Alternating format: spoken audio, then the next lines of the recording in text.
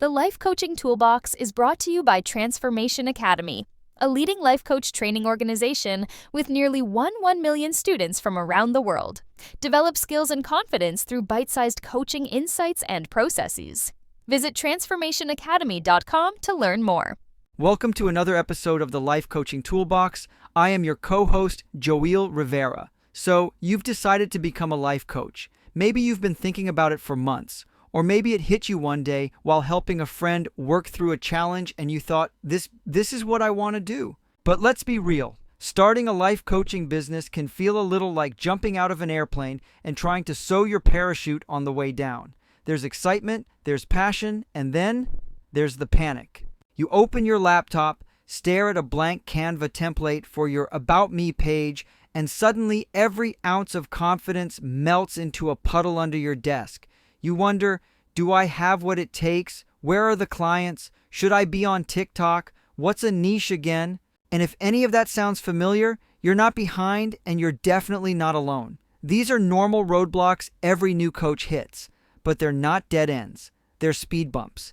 And today, we're going to walk through 5 of the most common ones, unpack why they show up, and how you can move through them like the heart-led, purpose-fueled coach you are. Let's dive in. Let's kick things off with the one that sneaks in the moment you call yourself a coach, imposter syndrome. You know that voice, the one that whispers, "Who do you think you are?" Or, "You're not ready. You're not experienced enough. You're not together enough to help anyone else." It's that subtle self-doubt that makes you edit your Instagram bio 12 times before posting it, or freeze up when someone asks, "So, what do you do?" Imposter syndrome shows up for almost every new coach. Why? Because coaching isn't just a skill, it's personal. You're not just offering services, you're offering yourself, your insight, your presence, your story. That vulnerability can stir up all kinds of insecurities. So how do you move through it? In your coaching sessions, use a reflection technique to build confidence. Before and after each session, journal about what went well, what your client gained, and what you learned. This helps you start collecting evidence that, yes, you are helping people. That confidence builds one client at a time. This is also a great place to introduce a mindset reframe with clients or yourself. Ask, what would I tell my best friend if they were feeling this way? It gets you out of your own fear loop and into compassionate logic. Most coaches find they already have the wisdom. They just need to hear it from themselves. Let me share a quick story. I worked with a coach named Layla who delayed launching for almost a year because she kept thinking she needed another certification. When we dug deeper, it wasn't about the certification. It was about fear of being judged. Once she reframed her thinking and ran 3 free sessions for practice, she realized, oh, I do know what I'm doing, and the confidence took root from there. This roadblock isn't about skill, it's about self-trust, and building that trust starts with action. Serve someone, reflect on it, repeat. That's how you outgrow the imposter narrative, not by outthinking it, but by out-experiencing it. Here's one that creeps in fast, especially if you're the type who has 37 tabs open at all times: overwhelm. Starting a business is like adopting a baby that never sleeps. Suddenly, you're the marketer, the accountant, the tech support, the admin, and, oh yeah, the coach. It's no wonder so many new coaches hit a wall of decision fatigue. Should I build a website first or post on Instagram? Should I run ads or build a funnel? Wait, what's a funnel again? Overwhelm thrives on complexity. So let's get back to simplicity. One of the best coaching principles to apply to yourself is chunking. Break your to-do list into small, manageable steps. Create a weekly Big 3, 3 tasks that move the needle. That's it. Inside a coaching session, you might use this with clients by helping them zoom in. If a client says, "I'm just so overwhelmed by everything I need to do to change my life," your response might be, "Let's pick one small thing you can do this week." Just one. That same mindset works for your business. I once worked with a coach who felt paralyzed trying to set up a sales funnel. She'd watched 12 tutorials and still didn't know where to start, so we broke it down. Day 1, write the email subject line. Day 2, write the first email. Day 3, schedule it in her email tool. By the end of the week, she had her funnel live and her sanity intact. If you're feeling the overwhelm building, pause and ask, what's the smallest next step I can take that still moves me forward? Then do that. That's how you build momentum and keep your energy grounded. And let me confess something. Even now, years into coaching and teaching others how to do it, I still sometimes look at my to-do list and think, nope, not today. But then I ask myself that same question. What's one thing I can knock out right now? And 9 times out of 10, that one thing leads to 2. That's the power of keeping it small and steady. Let's talk about something that doesn't get discussed enough. The sheer terror of working with your first real client. You've done the training. You've practiced your scripts. You've journaled affirmations like, I am a confident, intuitive coach. And then, boom, a real person books a session. Suddenly, you forget every coaching model you've ever learned, and your inner critic is screaming, what if you mess this up? It's totally normal. That first coaching session can feel like jumping out of an airplane and realizing you packed a backpack full of snacks instead of a parachute.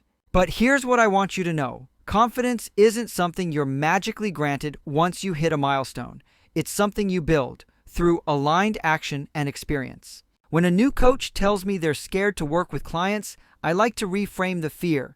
Instead of asking, what if I'm not good enough? Ask, what if I help them more than I realize? Let me give you a story. One coach, we'll call her Simone, shared that she was terrified her client would expect some big, dramatic breakthrough in every session.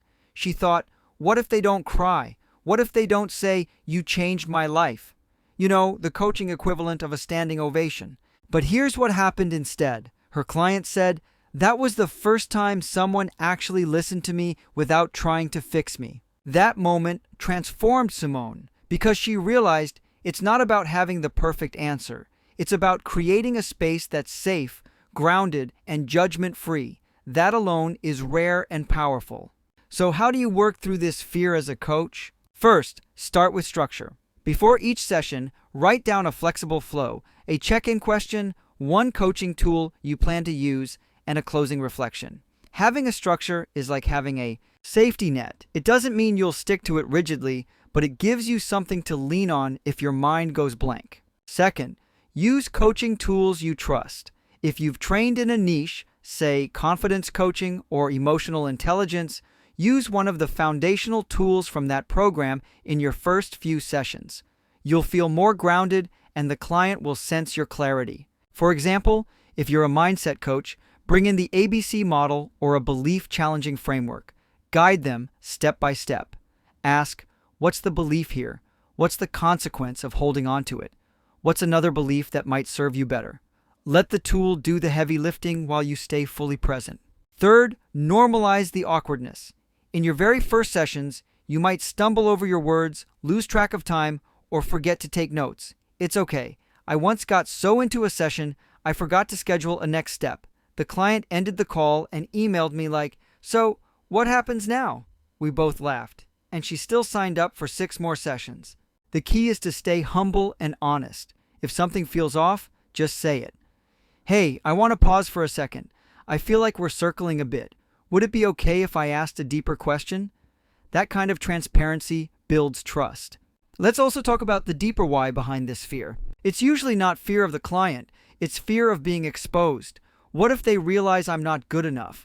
What if they challenge me? What if I don't know what to say?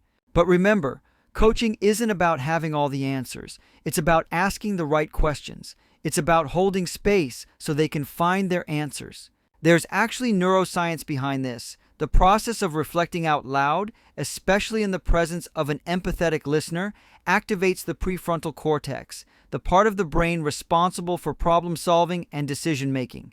Your presence literally helps them think better. And let me add, clients aren't looking for perfect. They're looking for real. Authenticity beats polish every time. If your client senses that you care, that you're present, and that you're genuinely rooting for them, they'll trust the process, even if your delivery isn't flawless. One more quick story. I worked with a coach who was so anxious about her first client call that she wrote a script and then forgot to bring it to the session. She panicked for the first 60 seconds, then said, you know what? Let's just talk. What brought you here today? That client ended up becoming one of her biggest referrals. Why? Because the session was real. So, if you're gearing up for your first client, here's my advice. Show up prepared but unattached. Trust your tools, trust the process, and most importantly, trust yourself. You've got more wisdom than you realize. And if that inner voice still chirps in with, "You're not ready," remind yourself, every coach was once where you are. Feeling nervous is proof that you care. And caring? That's the most powerful coaching tool you've got. All right, let's dive into a roadblock that almost every new coach faces, no matter how confident they sound online, feeling like there just aren't enough clients out there. You've set up your website, posted that brave first Instagram reel, maybe even ordered a fancy scheduling app, and then crickets. You start thinking, how does anyone get coaching clients? Is there some secret society I'm not in? I promise you, you're not missing a secret handshake. The truth is, building a client base, especially at the beginning, takes patience, consistency, and a little strategy. But more than anything, it requires a mindset shift. Here's what I see all the time. Coaches start out thinking they have to reach everyone. They try to be general enough to cast a wide net. But what ends up happening? Their message gets lost in the noise. So the first step to attracting more clients is counterintuitive. Narrow your focus. Let me tell you about a coach named Leo. He was passionate about helping people feel more fulfilled in their careers, so he branded himself as a career coach. Great start. But his content was all over the place. One day he was posting about interview prep, the next day about burnout recovery, then suddenly office politics. His audience was confused. They didn't know if Leo was the right coach for them, so we worked together to refine his niche. Turns out he had a real passion for helping mid-career professionals pivot into purpose-driven work, especially those in nonprofits and education. The result? His messaging became sharp, his content got more specific, and within 3 months, he went from one sporadic client to a fully booked calendar. When you try to talk to everyone, no one feels like you're talking to them, but when you get specific, you become the coach that person has been looking for. Let's explore this next idea, mastering your message. Ask yourself, do people actually know what you do? Not what you studied, not what certifications you hold, but what you help people achieve? If someone asks you at a party, what kind of coaching do you do? And your answer takes more than 10 seconds or includes words like empower or live your best life, you might need to tighten it up. Here's a simple structure. I help who do what so they can result. For example, I help new moms rediscover their identity after having a baby so they can feel confident and fulfilled again. Or, I help creative entrepreneurs overcome imposter syndrome so they can finally launch their offers without overthinking everything. Now, that's a message someone will remember and possibly pass on to someone who needs your help. And let's talk strategy, because yes, clients are out there, but you have to meet them where they are. Start with your warm audience. That's coach speak for the people who already know you. Friends, family, old colleagues, classmates, gym buddies. Let them know what you do and who you're looking to work with. Don't be afraid to send a message like, "Hey, I just launched my coaching practice focused on helping teachers transition into new careers. If you know anyone looking to pivot professionally, I'd love an introduction." It's not salesy. It's clear, kind, and intentional. Here's something I see all the time. A coach feels embarrassed to promote themselves, so they whisper their business into the void, hoping someone will magically find them. But coaching is a relational business. People hire coaches they feel connected to. That means you've got to get visible in a way that feels aligned to you. Not a fan of dancing on TikTok? Great. Write weekly blog posts. Love connecting one-on-one? Host free discovery calls? Hate networking events? Start a podcast or offer value in a Facebook group. What matters is that you show up consistently. Not perfectly, just consistently. One coach I mentored, Maria, built her entire practice by posting weekly reflections on LinkedIn. No CTA, no sales pitch, just vulnerable insights from her own journey. Over time, people reached out saying, "Your posts feel like exactly what I need. I didn't even know I needed a coach until I read them." Now let's not sugarcoat it. It can be disheartening when you've been showing up for weeks or months and still feel like you're shouting into the void. So here's what helps. Track the right metrics. Not likes, not follows, but conversations, DMs, discovery calls, comments, testimonials, even if they come from someone who didn't buy. Because building a coaching practice isn't just about filling a client roster. It's about building a body of work, a reputation, and a relationship with your audience over time. Let's circle back to mindset for a moment, because this roadblock isn't just about strategy. It's about fear. Sometimes we say, I can't find clients, when what we really mean is, I'm scared to put myself out there. Fear of rejection, fear of failure, fear of being seen, truly seen. So let me offer this. Your future clients aren't looking for a flawless guru. They're looking for someone who's been where they are, someone who can say, I get it, and I can help. Your story is your bridge. You don't need 1 million followers. You don't need a fancy website. You need clarity on who you help, confidence in your message, and the courage to keep going when things feel quiet. And here's the cool thing. Every coach you admire, they started where you are, with 0 clients, 0 testimonials, 0 idea what they were doing. They built one relationship at a time, one conversation at a time, one imperfect Instagram post at a time. You can too. Let's wrap up our list of common roadblocks with one that sneaks up on just about every coach I've ever met, including me: time management. Now, when you first start your coaching business, it's easy to imagine that you'll finally be in control of your schedule. No more boss, no more clocking in. You'll wake up when you want, sip your oat milk latte, and coach your dream clients from a sunlit home office. Sounds amazing, right? But then reality sets in, and you realize your to-do list is multiplying faster than your client list. You're wearing every hat: coach, marketer, accountant, admin, content creator, customer service rep, and suddenly, that flexible schedule you dreamed of feels more like a chaotic game of whack-a-mole. Here's something I say often, because it's true. Starting your own business is the ultimate personal development journey, and time management is one of the first big mountains to climb. So let's unpack this one step at a time. One of the biggest mistakes new coaches make is treating their business like a hobby. They work when inspiration strikes. They avoid structure because they wanted freedom, and they think "I'll do it later" is a reasonable strategy. But here's the mindset shift. Freedom doesn't come from the absence of structure. It comes through having the right kind of structure. Think of it like a garden. If you don't put in the boundaries, those little wooden boxes or stone borders, everything gets tangled. Weeds take over, the tomatoes fight the basil, nothing thrives. But when there's clear space, intention, and routine, growth happens. So how do we create those boundaries in your schedule? Let's explore this simple, powerful tool I often recommend: theme days. Theme days are a game changer for new coaches. Instead of trying to do a bit of everything every day, you group similar tasks together so your brain can stay in the same gear. For example, Mondays are for marketing and content creation. Tuesdays and Thursdays are for client calls. Wednesdays are your CEO day, working on the business. Fridays are for catch-up, learning, or rest. This structure gives your week rhythm and reduces the overwhelm of constant task switching, which neuroscience tells us is a massive productivity killer. When you batch tasks together, your brain enters what's called deep work, a state of focused concentration where real progress is made.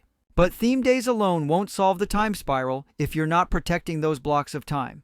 Which brings us to another simple but powerful principle: schedule your priorities. Don't prioritize your schedule. What does that mean? It means you don't wait to find time for what matters, because you never will. You make time for it first. You put it on the calendar like a client appointment, non-negotiable. Whether it's working on your website, finishing your welcome packet, or writing that awkward but important post about your services, if it's a priority, treat it like one. Now, I know what some of you are thinking, but I have kids, or another job, or unexpected chaos every week. Yes, of course you do. Welcome to the club. This isn't about perfection. It's about intentionality.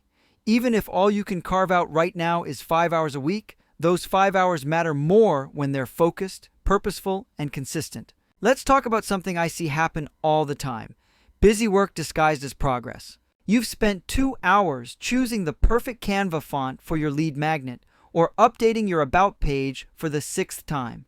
You feel productive, but deep down, you know you're avoiding the scary stuff, like following up with a lead or actually posting that reel you saved in drafts for a week. We've all been there. I once spent 4 days obsessing over my logo colors instead of promoting my offer. The truth? I was scared it wouldn't sell, so I hid behind preparation. Here's your gentle nudge. Ask yourself regularly, is this moving the needle in my business? Or am I just staying comfortably busy? Another helpful tool here is the Power Hour. It's exactly what it sounds like. 1 hour, full focus, no distractions.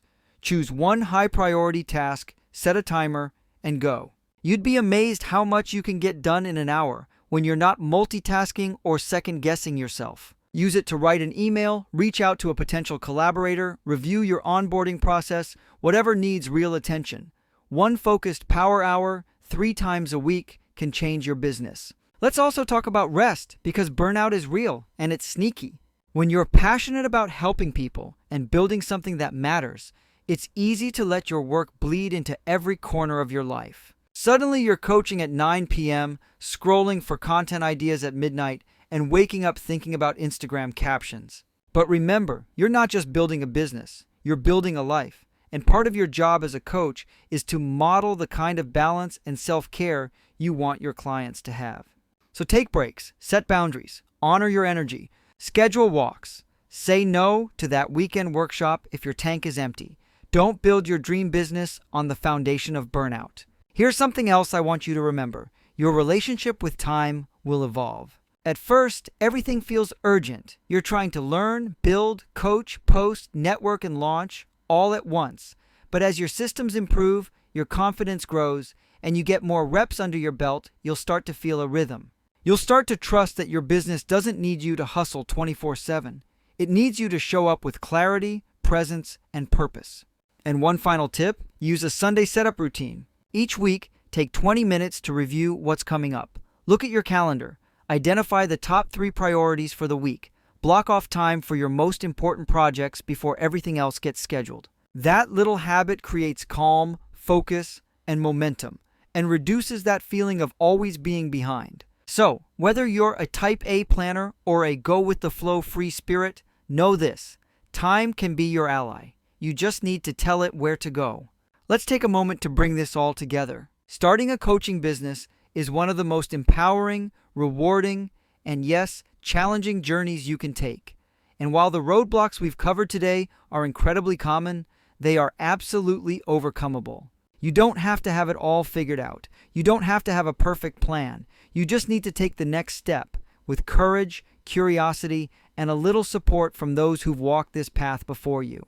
And speaking of support, subscribe to our podcast and head over to Transformation Academy, where we have a compressive library of tools to help you thrive. Don't forget to head to transformationacademy.com toolbox to download the free life coaching toolbox, which includes 18 coaching activities and essential resources. Plus, take our free coaching roadmap quiz, designed to help you discover which life coach certification or business training is the perfect fit for your passion, skills, and goals. We've helped nearly 1 million coaches around the world find their path, and we'd love to help you find yours.